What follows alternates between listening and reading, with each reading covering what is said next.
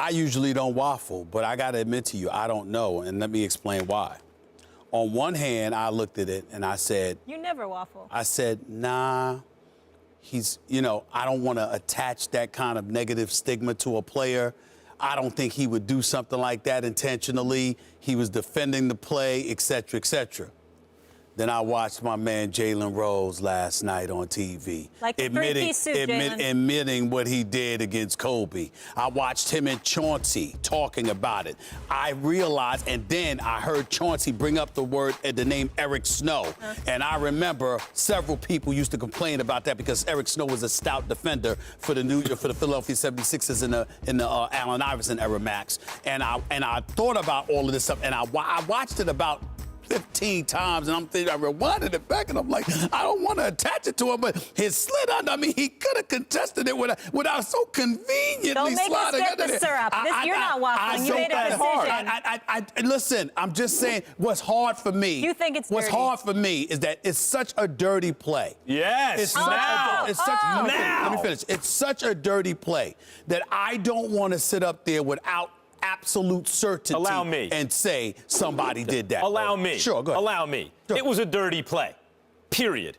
Obviously, from the first replay, you could see it was a dirty play. Props to Jeff Van Gundy, who, by the way, is, he was a great coach, maybe even a better broadcaster. Amazing. But he got that right on the spot. Of course, it's a dirty play. Jalen talked about it, and he did it. Bruce Bowen used to do it. Bill Laimbeer. Larry Bird was once talking about why he hated Bill Laimbeer, why he was a dirty player. He pointed to that play. Plays just like that as a dirty play. In boxing, Stephen A., we know the type. You're a huge boxing fan. You see it. Guy has a big head, bald head. He plans on using his head to headbutt. Sure. What does he do? Just charging with his head? No. But when they're close, he swings his head, and it's like, look, if your face happens to be there, not my problem. You're going to catch this head.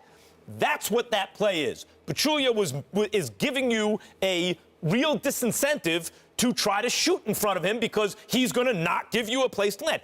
Did he mean to knock Kawhi out of the game, jeopardize the series by doing that? Not necessarily. Probably. Time out. But hey, if you happen to land where I am. But that's where I'm going. But that's a dirty play. That's why the rule's in place. I don't view it that way. In other words, if based on what you're saying, if you're telling me, oh, if your ankle just happens to be there, that's your problem. Yep. That's entirely different than a player going like this. He got hurt last game. He's a bit hobbled. And then I saw him trip into his own player just a few plays earlier, and he's been limping ever since. Let me take him out of here. That's an entirely different two. Well, who says he wasn't thinking that? No, I'm saying those are two separate scenarios. Okay, but here's my point. So you're saying his intention wasn't to take him out, and that's why it's not dirty. I'm saying he just to you, wanted to mess up the shot. All I'm trying to explain is that the reason why I'm waffling is because I'm saying to you, I can't come out and say, yo, that was your intent. I can't do that unless I know. I'm not saying Pachulia was trying to knock him out of the series. To me, but I am saying this. It ain't dirty. It is dirty because there's a rule. You got to give the offensive player a place to land, specifically because of situations like this. Now, Kawhi had already re-aggravated the injury. He'd already done that. And I felt at the time, watching that game, it's unlikely he finishes this game. I thought that. I was like, they got a big lead. I don't think this guy plays in the fourth quarter. Maybe even take him out before then. He was clearly favoring it.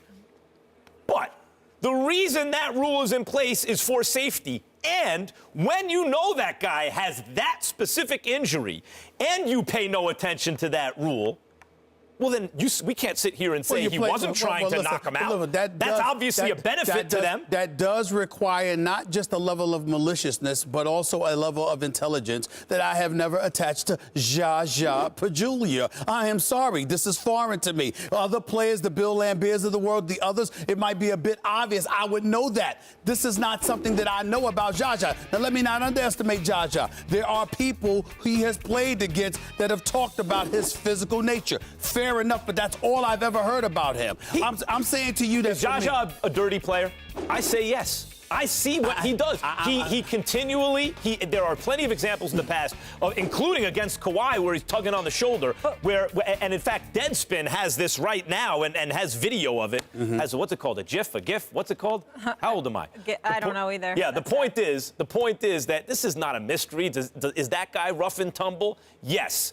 Does he walk it right up to the line? Yes. In this case, it crossed the line. And, look, I thought the Warriors were going to win the series anyway, but they probably very likely lose that game.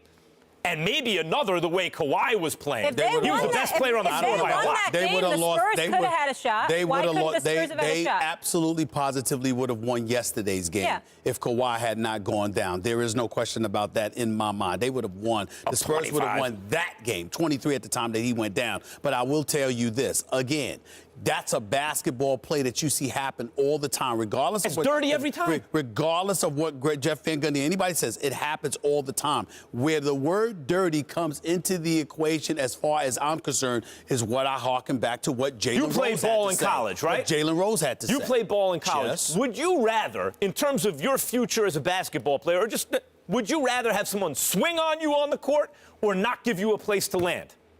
Swing on me.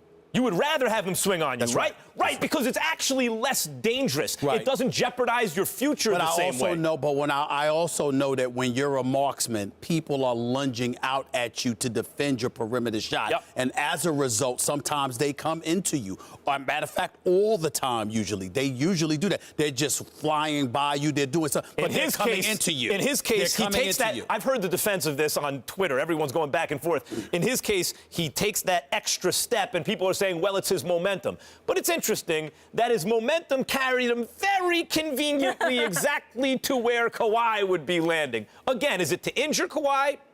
Not necessarily. But it is like, okay, if you shoot against me, careful where you come down.